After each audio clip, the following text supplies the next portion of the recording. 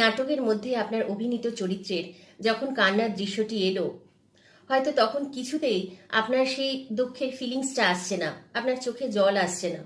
তখন কি করবেন? তখন কিছু ফিজিক্যাল ট্রিক্স আছে যেগুলো আপনাকে অ্যাপ্লাই করতে হবে।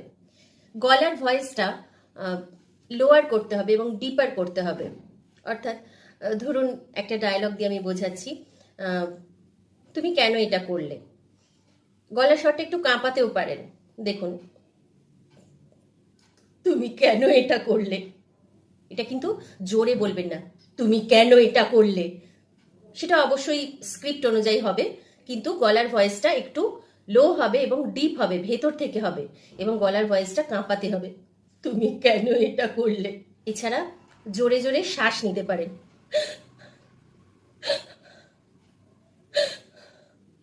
এইভাবে করলেও কিন্তু দূর থেকে দর্শক বুঝতে পারবেন